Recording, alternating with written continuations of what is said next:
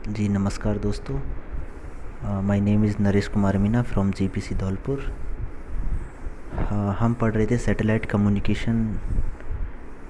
Subject code है EL303, electronics third year के छात्रों के लिए, और यूनिट नंबर है 5। ओके, सो हमने लास्ट लेक्चर में कवर कर लिया था यहाँ तक। एक्चुअली एक्टिव और पैसिव सैटेलाइट में क्या डिफरेंस है, यहाँ तक हम कवर कर चुके हैं। इसके बाद नेक्स्ट आता है हमारा अर्थ एक्लिप्स ऑफ सैटेलाइट। देखिए इसमें क्या होता है।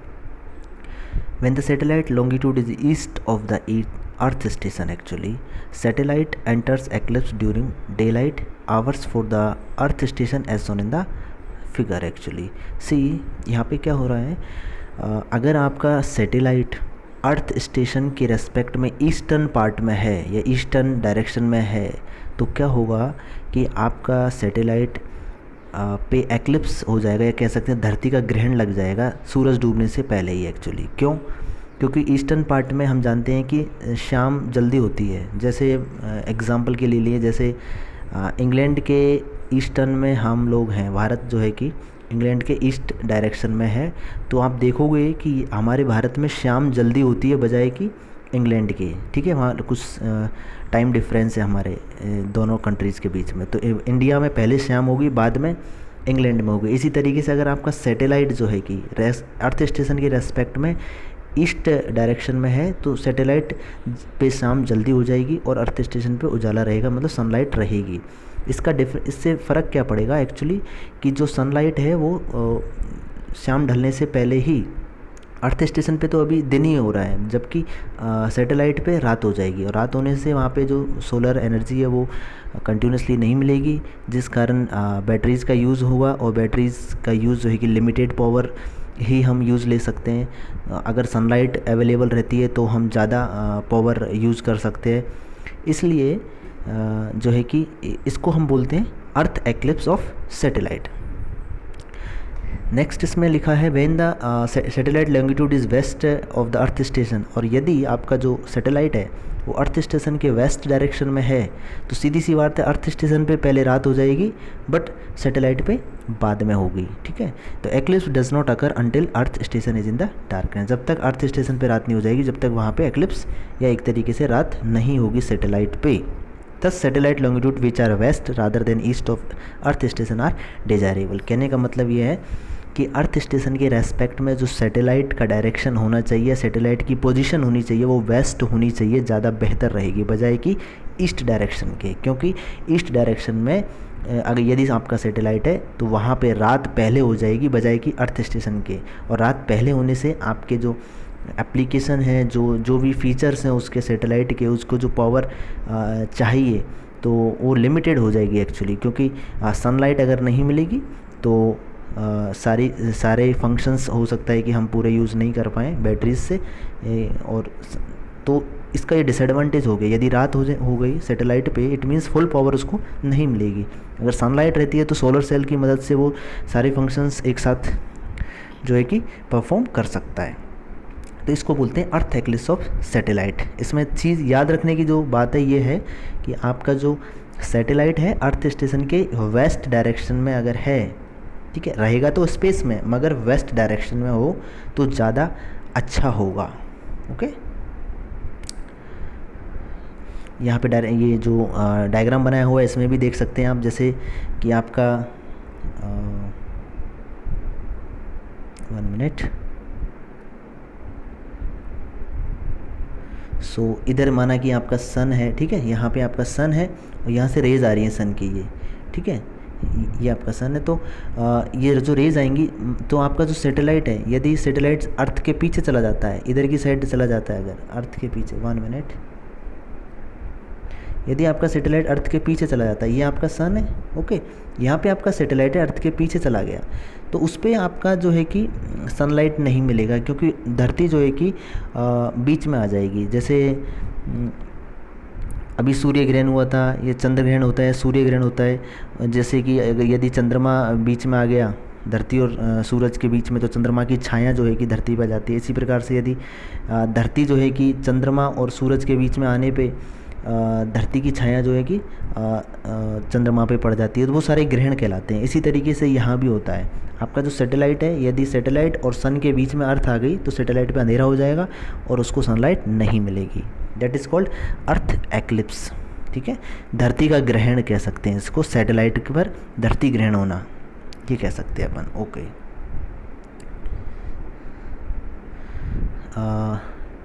अब नेक्स्ट हम इसमें पढ़ेंगे, हम सैटेलाइट के बारे में ही पढ़ रहे हैं सारी चीज़ें। ठीक है, सैटेलाइट में जो एंटीना यूज़ होता है दैट इज़ पैराबोलिक रिफ्लेक्टर। ठीक है, तो पैराबोलिक रिफ्लेक्टर के बारे में यहाँ पे दिया गया है। तो two basic kind of antennas are use in the earth stations.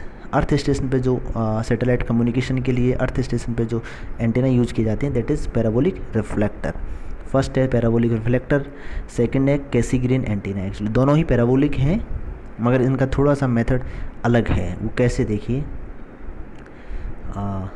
Parabolic antenna जैसे कि ये दिखाया गया यहाँ पे आपके लिए एक पैराबोलिक ये एक रिफ्लेक्टर है।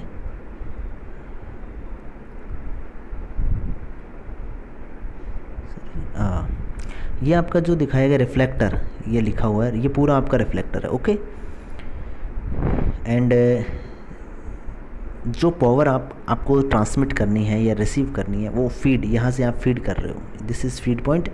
और फीड डायरेक्टली नहीं कर रहे हो, फीड कर रहे हो आप एक हॉर्न एंटीना के through, this is your horn antenna. Okay, यहाँ पे एक हॉर्न एंटीना है और हॉर्न एंटीना जो है कि आपको फीड करेगा ये पावर को इस डायरेक्शन में। और पावर जो है कि कहाँ जाएगी, आपकी पैराबोलिक रिफ्लेक्टर, और यहाँ से जो है कि रिफ्लेक्ट होके ये सीधी इधर निकल जाएगी। ओके, तो सारी पावर को ये हॉर्न के थ्रू हम पैराबोलिक रिफ्लेक्टर पे डालते हैं और यहाँ से ये रिफ्लेक्ट होती है, रिफ्लेक्ट होके सीधे जो भी डायरेक्शन में हम भेजते हैं उस डायरेक्शन में ये चली जाएगी। और आप जानते हो पैराबोलिक रिफ्लेक्टर का जो गेन होता है वो काफ़ी अच्छा होता है। इसमें जो आपकी बीम बनेगी, जो आपकी एंटीना की एक बीम बनती है, ठीक है, लोब बनता है एक्चुअली। तो लोब जो है कि इसका जो बीम विड्थ होता है वो कम होता है और जो है कि लॉन्ग डिस्टेंस कवर करता है जो आपका सिग्नल है। तो ये मेथड इसमें यूज किया जाता है पैराबोलिक रिफ्लेक्टर, जो सिंपल पैराबोलिक रिफ्लेक्टर हम कह सकते हैं। इसके अंदर फीड एज ए फीडर जो है कि हॉर्न एंटीना यूज़ किया गया है और हॉर्न एंटीना की जो पोजीशन है वो फोकस पे है एंड जो भी पावर है हॉर्न एंटीना के थ्रू पैराबोलिक रिफ्लेक्टर पे डाली जाती है और पैराबोलिक रिफ्लेक्टर से जो है कि सिग्नल रिफ्लेक्ट बैक होता है और जिस भी डायरेक्शन में हमें भेजना है वो उस डायरेक्शन में चला जाएगा। ओके, इसमें देखिए दिया गया है कि parabolic antenna uses a reflector in semi sphere structure as shown in the diagram, जो ऑलरेडी मैं बता चुका हूँ आपको। एक रिफ्लेक्टर है, it has a focal point F, इसका फोकल पॉइंट जो है where feed phase centre is located. एक तरीके से जो हॉर्न एंटीना जो हमने यूज़ किया है फीड एंटीना, उसकी पोजीशन जो है कि फोकल पॉइंट पे रहेगी। Here feed is connected to high power amplifier और हाई पावर एम्पलीफायर के थ्रू जो है कि हॉर्न एंटीना से हम पावर देते हैं। And low noise amplifier is also available through an OMT orthogonal mode transducer. It is 3-port network. Next है इसमें आपका transmitting mode. When the antenna is transmitting the signal, actually दोनों काम करता है, रिसीवर का भी कर सकता है। देखिए अगर it is working as a transmitter तो हम जो है कि पावर को यहाँ से फीड करते हुए और हॉर्न एंटीना के थ्रू रिफ्लेक्टर पे डालेंगे, रिफ्लेक्टर से ये रिफ्लेक्ट होके स्पेस में चली जाएगी। ये तो हुआ आपका ट्रांसमिटिंग मोड। अगर आपको काम करना है कि ये एज ए रिसीवर कब काम करेगा, तो रिसीवर देखिए जैसे पावर यहाँ से आएगी, यहाँ टकराएगी इससे रिफ्लेक्टर से और आपके हॉर्न एंटीना आपको रिसीव होगी और हॉर्न एंटीना से जो है कि जाएगी ये आपके इस डुप्लेक्सर, एक तरीके से कह सकते हैं कि डुप्लेक्सर होता है, और डुप्लेक्सर से लो नॉइज़ एम्पलीफायर में, जहाँ पे नॉइज़ को रिड्यूस किया जाएगा और सिग्नल को एम्पलीफाई किया जाएगा। इस तरीके से दोनों काम कर सकते हैं इस एंटीना की मदद से। वही चीज़ इसमें दिखाई है यहाँ पे कि ट्रांसमिटिंग मोड में क्या होगा। देखिए when the antenna is transmitting the signal and energy from the output of high power amplifier is radiated at the focal point by the feed and illuminated the reflector. कहने का मतलब है high power amplifier से जो आपकी जो power है उसको हॉर्न एंटेना को सेंड किया जाएगा, हॉर्न एंटेना उसको इल्यूमिनेट करेगा, रिफ्लेक्टर पे डालेगा और वहाँ से जो है कि आपकी एनर्जी ट्रांसमिट हो जाएगी। द रिफ्लेक्टर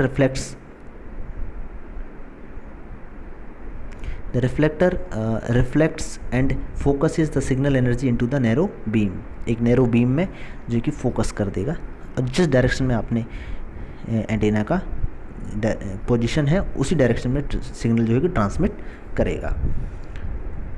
नेक्स्ट है रिसीवर मोड में क्या हुआ देखिए, when the parabolic is in the receiver mode it captures the signal energy and converges it on the focal point which is then received by the feed and routed to the low noise amplifier। कहने का मतलब है जो भी power receive करेगा parabolic reflector वो सारा जैसे ही रिसीव करके मींस रिफ्लेक्टर पे जो एनर्जी आके इंसिडेंट होगी तो रिफ्लेक्टर उसको एक पर्टिकुलर फोकल पॉइंट पे वापस कंसंट्रेट कर देगा, ठीक है।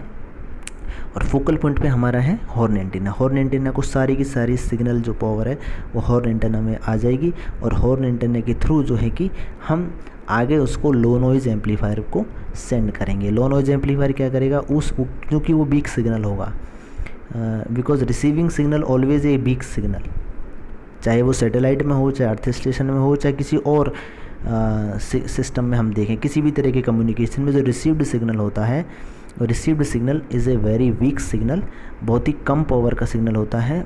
उसको डिटेक्ट करना, डायरेक्टली उसको प्रोसेस नहीं कर सकते हम लोग, इसलिए जहाँ भी रिसीवर होता है उसके बाद जनरली हम लो नॉइज़ एम्पलीफायर यूज़ करते हैं। चूँकि लो नॉइज़ एम्पलीफायर क्या करता है, जो रिसीव्ड सिग्नल है उसके अंदर जो नॉइज़ होती है उसको तो वो रिड्यूस कर देता है और जो सिग्नल होता है एग्जैक्टली जो हमारा डिज़ायर्ड सिग्नल है उसको एम्पलीफाई करता है, ठीक है। इट मीन्स उसको उस कंडीशन में ले आता है ताकि हम उसको आगे प्रोसेस कर सकें उस सिग्नल को। सिमिलरली यहाँ रिसीविंग मोड में एलए ने यूज़ किया है। यहाँ पे कुछ एडवांटेज दिए हैं। The kind of paraboloid is easily steered and offer high gain. Actually जो पैराबोलिक एंटेने का जो मेन एडवांटेज है वो है हाई गेन। एक्चुअली ये this is a high gain antenna, ये आपको याद होना चाहिए। डिसएडवांटेज है फीडर लॉसेज आर हाई। जो हमारे ये सिंपल पैराबोलिक रिफ्लेक्टर जिसमें फीडर आपका हॉर्न एंटेना है, इसमें जो है कि losses, feeder losses are high. जो लॉसेज हैं फीडिंग के टाइम पे वो थोड़े ज़्यादा होते हैं। नीड लार्ज फोकल लेंथ, और इसमें चूँकि हमारा हॉर्न एंटेना और जो है कि जो कि पोजीशन में थोड़ा एरिया भी लेता है, उस वजह से इसका फोकल पॉइंट थोड़ा फोकल लेंथ जो है कि थोड़ी ज़्यादा होनी चाहिए। नंबर 2 पे जो है कैसीग्रेन एंटेना। कैसीग्रेन एंटेना क्या होता है, this is also the same parabolic reflector ही है, बट इसमें जो फीडिंग मेथड है वो थोड़ा सा अलग है। देखिए कैसा होता है। It is a better modification of parabolic reflector antenna. It contains 2 reflectors. इसके अंदर 2 रिफ्लेक्टर होते हैं। फर्स्ट वाले जो पैराबोलिक रिफ्लेक्टर था उसमें एक ही रिफ्लेक्टर था, एक हॉर्न एंटीना था फीडर, ठीक है। यहाँ पे फीडर भी आपका एक रिफ्लेक्टर होगा और मेन एंटीना जो है पैराबोलिक रिफ्लेक्टर वो भी आपका एक रिफ्लेक्टर होगा। तो देखिए मेन पैराबोलिक रिफ्लेक्टर तो है ही, साथ में एक आपका जो फीडर रिफ्लेक्टर है दैट इज़ कॉल्ड हाइपरबोलिक सब रिफ्लेक्टर। उसका पोजीशन वो कैसा होता है, हाइपरबोलॉइड कह सकते हैं उसको, ठीक है। मेन देखिए यहाँ पे ये डायग्राम बनाया गया है। इसमें मेन पैराबोलिक रिफ्लेक्टर तो सेम है, जो आपका पैराबोलिक एंटीना है वो तो सेम है ही, साथ में जो फीडर है that is your parabolic reflector hyperboloid, ठीक है। और this is your focal point and focus of parabola and hyperbola. ये दोनों का जो फोकल पॉइंट है, चूँकि आप जानते हो मैथमेटिक्स में आपने पढ़ा होगा कि पैराबोलॉइड जो शेप होती है और हाइपरबोलॉइड जो शेप होती है, दोनों का एक फोकल पॉइंट होता है। और हम यहाँ पे इनको इस तरीके से सेट करेंगे ताकि दोनों का फोकस और फोकल पॉइंट जो है कि एक ही पॉइंट पे आना चाहिए। उसके बाद क्या करेंगे, जो हमारा हॉर्न एंटीना जो पहले था उसको यहाँ पे पोजीशन पे डाला है एक्चुअली, और यहाँ से ये पावर जो है कि देगा इधर की साइड, जो कि हाइपरबोलॉइड शेप पे आके गिरेगी एनर्जी। एक मिनट, ओके। सो देखिए यहाँ पे जो एनर्जी आपकी हॉर्न एंटीना से निकल के आई वो कहाँ हाइपरबोलॉइड शेप पे आएगी, और हाइपरबोलॉइड उसको इस तरीके से जो है कि रिफ्लेक्ट बैक करेगा, तो वो जाएगी पैराबोलिक रिफ्लेक्टर पे, मेन जो पैराबोलिक रिफ्लेक्टर, और यहाँ से ये ट्रांसमिट होकर सीधा नैरो बीम के थ्रू स्पेस में भेजी जा सकती है। इसमें देखिए it is main paraboloid reflector focal point is coincident with the virtual focal point of the hyperbolic sub reflector। Actually जो ऑलरेडी मैं आपको बता चुका हूँ, फीड हॉर्न और phase centre of the feed horn is located at original focal point of the sub reflector. जो आपका feed horn था अब जो है कि हाइपरबोलिक शेप में है, और इसका भी फोकल पॉइंट दोनों उस पैराबोलिक रिफ्लेक्टर के साथ मैच करेगा। इसमें देखिए ट्रांसमिटिंग मोड में क्या होता है, देखिए ट्रांसमिटिंग मोड और रिसीविंग मोड वो सेम ही है, जैसे मैं आपको पहले बता चुका हूँ। देखिए ट्रांसमिटिंग में क्या होगा, सबसे पहले हॉर्न एंटेना को हम पावर देंगे हाई पावर एम्पलीफायर से, जिससे भी जो भी हमने एम्पलीफायर यूज किया है, किस हाई पावर एम्पलीफायर कई तरीके हो सकते हैं, वो हाई पावर एम्पलीफायर का जो पावर है उसको हॉर्न एंटीना से जाएगा ये आपका हाइपरबोलॉइड शेप पर, हाइपरबोलॉइड शेप से ये जाएगा आपका पैराबोलिक रिफ्लेक्टर पे, और रिफ्लेक्टर से जाएगा ये सीधा स्पेस की तरफ। ये तो आपका हो गया आपका ट्रांसमिटिंग मोड के दौरान किस तरीके के पावर का फ्लो किस तरह से होगा, ठीक है। अगर मैं कहूँ रिसीविंग मोड में, तो रिसीविंग मोड में इसका उल्टा हो जाएगा, आपकी जो सिग्नल है वो आएगा सीधा पे इस रिफ्लेक्टर पे, और रिफ्लेक्टर से आएगा ये हाइपरबोलॉइड शेप पे, और हाइपरबोलॉइड इसको इस तरीके से प्रोजेक्ट करेगी जो कि हॉर्न एंटेना पे आके मिलेगा, ठीक है। सो ये हो गया आपका इसका उल्टा, जैसा कि ट्रांसमिटिंग मोड में था उसका जस्ट उल्टा। बट यहाँ से जो रिसीव्ड पावर है उसको हम भेजेंगे LNA, लो नॉइज़ एम्पलीफायर होगा यहाँ पे एक, ठीक है। जबकि ट्रांसमिटिंग के टाइम पे जो पावर थी वो कहाँ से आ रही थी, हाई पावर एम्पलीफायर से आ रही थी। थोड़ा सा इसको डिफरेंशिएट किसके थ्रू करेंगे, डुप्लेक्सर। यहाँ पे जो ये डिवाइस है that is called duplexer, okay. ये डुप्लेक्सर क्या करेगा, ट्रांसमिटिंग के टाइम पे आपका पावर को लो नॉइज़ एम्पलीफायर में जाने की बजाय ये कहाँ भेजेगा, हॉर्न एंटीना में, और रिसीविंग के टाइम पे हॉर्न एंटीना से जो पावर है वापस हाई पावर एम्पलीफायर में नहीं जा करके किधर जाएगी, ये जाएगी लो नॉइज़ एम्पलीफायर में। थोड़ा सा ये ध्यान रखने वाली चीज़ है। तो ये लो नॉइज़ डुप्लेक्सर का थोड़ा सा फंक्शन है। डुप्लेक्सर इज़ इम्पोर्टेंट डिवाइस कह सकते हैं सैटेलाइट कम्युनिकेशन में, बिकॉज सैटेलाइट्स में हम जनरली सेम एंटीना को, एक ही एंटीना को एज ए रिसीवर और ट्रांसमीटर यूज़ करते हैं। तो उसी एंटीना से हम रिसीव करेंगे और उसी से हम ट्रांसमिट करेंगे। तो उस केस में क्या होगा कि ट्रांसमिटिंग के टाइम पे पावर का फ़्लो किस तरीके से होना चाहिए और रिसीविंग टाइम पे पावर का फ़्लो किधर होना चाहिए, उसको डिफरेंशिएट करने के लिए हम डुप्लेक्सर यूज़ करते हैं।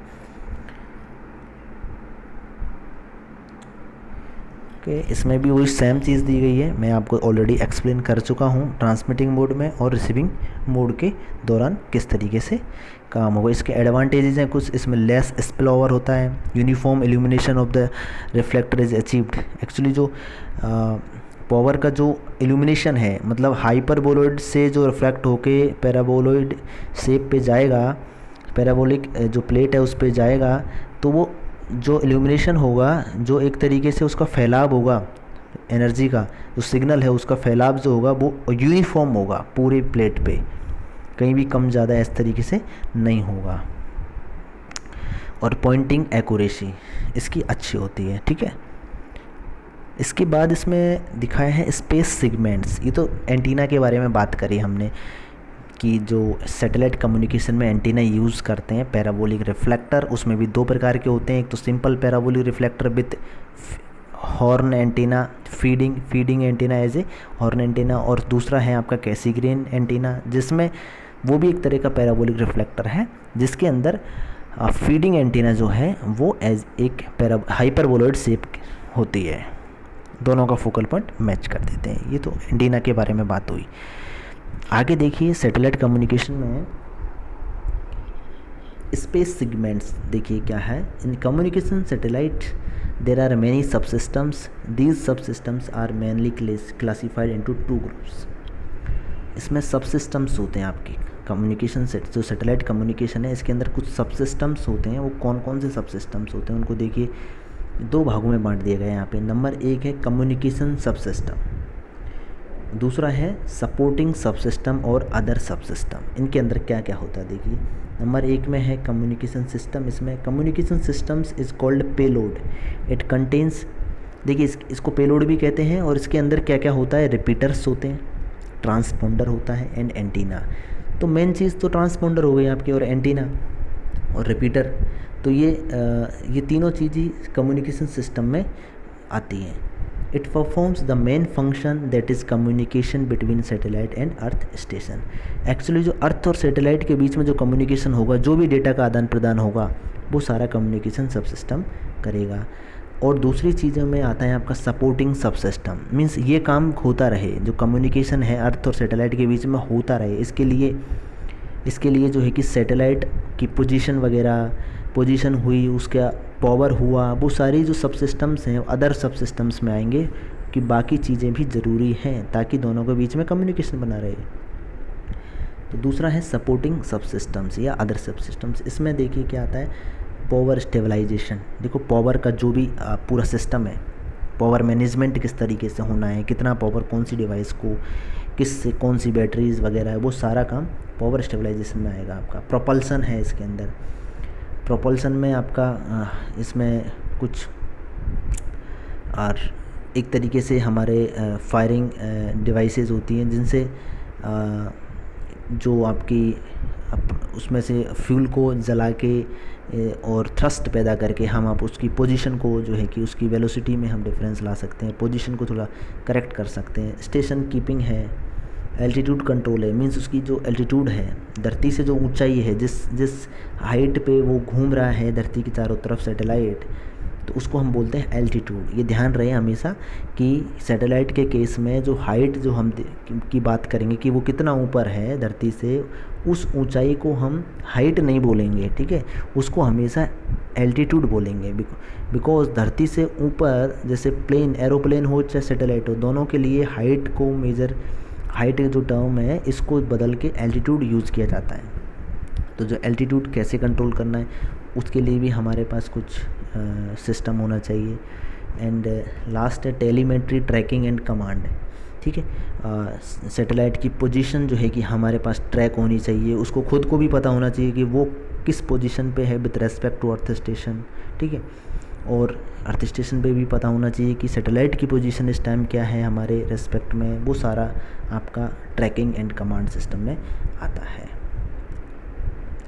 तो सबसे पहले नंबर 1 हम पढ़ेंगे कम्युनिकेशन सब सिस्टम। कम्युनिकेशन सब सिस्टम में सबसे इम्पोर्टेंट जो टॉपिक मैं मानता हूँ, जो हमारे पॉलिटेक्निक में परीक्षाओं में पूछा जाता है, वो है आपका ट्रांसपोंडर में सबसे इम्पोर्टेंट चीज़ जो है कि ट्रांसपोंडर। और ये तो हुई सैटेलाइट के अंदर की बात। सैटेलाइट के प्रकार पूछे जा सकते हैं, ट्रांसपोंडर के बारे में पूछा जा सकता है, और धरती की बात करें कि तो अर्थ स्टेशन जो है कि उसके बारे में भी पूछा जा सकता है। तो ट्रांसपोंडर देखिए क्या होता है। Transponder is a main part of communication satellite और payload. It is combination of transmitter and responder. It is an electronic section that lies in between और links between and receiving antenna. कहने का मतलब ये है कि इट इज़ जो भी सिस्टम, जैसे सैटेलाइट एक सिग्नल को रिसीव करेगा और रिसीव करने के बाद में उसके साथ जो भी काम करेगा, उसके वापस ट्रांसमिशन से पहले, मींस रिसीविंग और ट्रांसमिशन के बीच में सिग्नल को जो प्रोसेस करेगा वो पूरा, वो सारा सब सिस्टम वो कहलाएगा आपका ट्रांसपोंडर, ठीक है। तो इसमें देखिए सपोर्टिंग सब सिस्टम्स में ये ट्रांसपोंडर के बारे में डेफिनेशन दी है, आगे इसके बारे में डिटेल में पढ़ेंगे अपन। सो यहाँ पे दिया है इन्होंने सपोर्टिंग सब सिस्टम्स में, देखिए पावर सप्लाई। अब ये तो ट्रांसपोंडर हो गया, ट्रांसपोंडर को सपोर्ट करने के लिए आपको पावर सप्लाई चाहिए। तो देखिए पावर सप्लाई में electric power is needed for the satellite system to run spacecraft and communication subsystem. सारे कम्युनिकेशन सिस्टम्स को और पूरे स्पेस क्राफ्ट को चलाने के लिए इलेक्ट्रिक पावर की आवश्यकता पड़ती है। Electric power is obtained from solar sales, और सोलर सेल लगे होते हैं, इसमें बड़ी बड़ी प्लेट्स लगी होती हैं, सोलर सेल की जितना साइज़ सैटेलाइट का होता है उससे कहीं ज़्यादा बड़ी इसके ऊपर आपने देखे होंगे फिन्स टाइप में, लाइक बड़ी बड़ी प्लेट्स होती हैं जिनसे ये सोलर एनर्जी लेता है और सोलर एनर्जी से ये सेल को चार्ज करता है, सेल से बैटरी और बैटरी से इलेक्ट्रिक पावर जनरेट करता है एक तरीके से। Electric power is obtained from solar cells when satellite is stationary, but during satellite launching period में electromechanical accumulators will provide electric power और पावर सप्लाई। लॉन्चिंग के टाइम पे इलेक्ट्रोमैकेनिकल एक्यूमुलेटर्स होते हैं जिनसे हमें सप्लाई मिलती है। सोलर सेल, देखिए सोलर सेल के बारे में दिखाया गया यहाँ पे, दीज आर फोटोवोल्टेक सेल। आप जानते हो सोलर सेल ईडीसी में आपने पढ़ा हुआ डायोड के बारे में, तो वहाँ पे एक फोटोवोल्टेक सेल अपन ने पढ़ा था, सोलर सेल पढ़ा था, जो भी एक तरह का क्या है, डायोड है, which converts solar energy into electrical energy, जो सौर ऊर्जा को आपके विद्युत ऊर्जा में परिवर्तित करता है। Solar cell generates 1 to 2 kilowatt power. कितना जनरेट करता है? 1 से 2 किलोवाट पावर जनरेट करता है। They are made up of aluminium and gallium arsenide. तो ये जो solar cells is nothing but a diode, और जो डायोड होता है किसका बना होता है? गैलियम आर्सेनाइड का, GaAs आपने पढ़ा होगा। जनरली अपन जो डायोड बनाते हैं सिलिकॉन का, जर्मेनियम का, मगर एक और डायोड आपने पढ़ा होगा गैलियम आर्सेनाइड डायोड, ठीक है, वो भी एक सेमीकंडक्टर मटेरियल है गैलियम आर्सेनाइड, जिससे हम डायोड बना सकते हैं। P और N टाइप के मटेरियल उसमें जो है कि बना के आपके जो एक्सट्रिंसिक सेमीकंडक्टर्स आते हैं डोपिंग करते हैं गैलियम आर्सेनाइड में। अगर आप पंच संयोजी या पेंटावेलेंट अशुद्धि मिला दोगे तो वो एन टाइप बन जाएगा, और अगर त्रिसंयोजी मिला दोगे that is your P type. Okay, so इस तरीके से पहले आपने पढ़ा होगा ज़रूर डायोड वाले चैप्टर में। सो यहाँ भी गैलियम आर्सेनाइड डायोड यूज किया जाता है as a solar cell. When solar cell failures occurs, जब भी आपकी सोलर सेल काम नहीं करेंगे, कब नहीं करेंगे? जब सोलर एनर्जी नहीं मिलेगी। सोलर एनर्जी कब नहीं मिलेगी? जब उस पर रात हो जाएगी। रात कब हो जाएगी? जब धरती जो है सूरज और सैटेलाइट के बीच में आ जाएगी, सीधी सी बात है। तो उस टाइम पे जो स्टोरेज पावर इज़ नीडेड, उस टाइम पे आपको बैटरीज चाहिए होंगी, ठीक है, जो स्टोरेज पावर है आपकी that is required. So we use nickel cadmium batteries. तो हमारे पास बैटरीज होती हैं, निकल कैडमियम की बैटरीज होती हैं, and battery voltage is 20 to 40 volt with 20 to 50 ampere per hour rating. तो देखिए जब आपकी सैटेलाइट जो है कि सनलाइट में रहता है उस टाइम तो ये डायरेक्टली सोलर सेल से एनर्जी जो है कि सारा सब सिस्टम्स को चलाने के लिए काम लेता है। मगर जैसे ही सैटेलाइट आपका धरती के पीछे की तरफ चला जाता है, कहने का मतलब है सूरज और सैटेलाइट के बीच में अगर धरती आ जाती है तो धरती की जो छाया है वो सैटेलाइट पे पड़ेगी, और छाया होने के कारण बस वहाँ पे धूप नहीं मिलेगी, और धूप नहीं मिलेगी तो आपका सोलर सेल एनर्जी नहीं, वो सोलर सेल सिर्फ आपके सनलाइट से चलता है, ठीक है। तो सनलाइट ही नहीं है तो कहाँ से एनर्जी देगा? तो उस केस में हम क्या करेंगे, हमारी जो बैटरीज होती हैं उनको हम ऑलरेडी चार्ज करके रखते हैं उन्हीं सोलर सेल की मदद से। जब वो सनलाइट में होते हैं उसी टाइम पे हम बैटरीज को भी चार्ज कर लेते हैं। तो जब भी सनलाइट अवेलेबल नहीं होगी तो हम बैटरी यूज़ करेंगे। ओके, इसके बाद जो है कि इसमें बताया है एल्टीट्यूड कंट्रोल, ठीक है। एल्टीट्यूड कंट्रोल ये हम नेक्स्ट लेक्चर में कवर करेंगे। सो इस लेक्चर में इतना ही काफ़ी। Thank you very much. Thank you. Okay.